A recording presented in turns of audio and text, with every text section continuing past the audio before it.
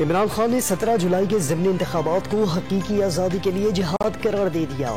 بیرونی سازش کے ذریعے ملک پر چوروں کو مسلط کرنے کا الزام۔ اقتدار میں آ کر انہوں نے اپنی چوری بچانے کے لیے 1100 ارب کا ڈاکہ مارا، ملک کو مہنگائی کی دلدل میں دھکیل کر معیشت تباہ کر دی۔ نوجوانوں کو ضمنی انتخابات میں خود نکلنے اور عوام کو بھی نکالنے کی ہدایت۔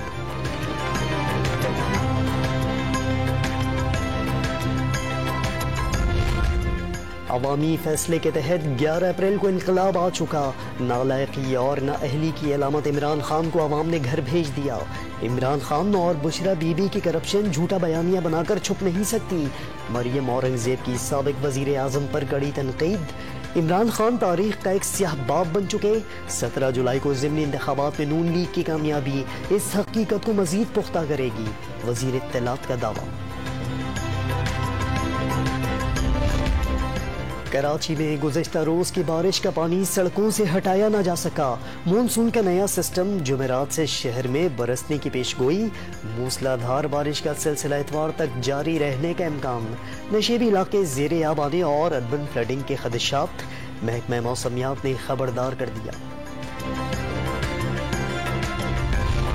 کراچی کے کئی علاقوں سے پانی کی نکاسی نہ ہو سکی۔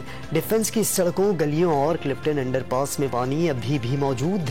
بولٹن مارکیٹ اور کے ایم سی کے ہیڈ آفس کے سامنے سے بھی پانی نہ نکالا جا سکا۔ اولڈ ایریا، ناگن چورنگی اور ملیر میں بھی پانی جمع۔ پاک بحریہ کا بارشوں سے متاثرہ علاقوں میں ریلیف آپریشن جاری۔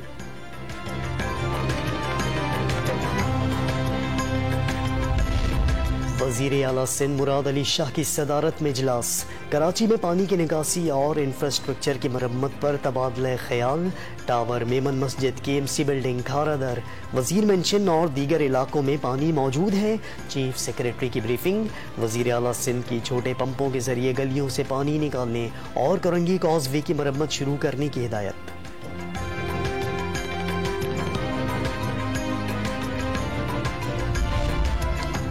کراچی کے ساتھ کھلواڑ ہو رہا ہے۔ شہر کو سنجیدگی سے نہ لیا تو ایم کیو ایم کوئی بھی فیصلہ کرنے پر آزاد ہوگی۔ پی ٹی آئی کو چھوڑ سکتے ہیں تو آپ کو کیوں نہیں؟ معاہدہ کرنے والے پریس کانفرنس کو سنجیدہ لیں۔ آصف زرداری کراچی کے مسائل پر توجہ دیں۔ وسیم اختر کی پریس کانفرنس۔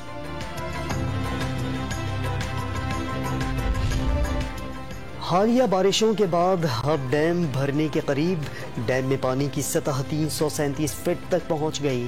ڈیم میں پانی کی گنجائش 339 فٹ ہے۔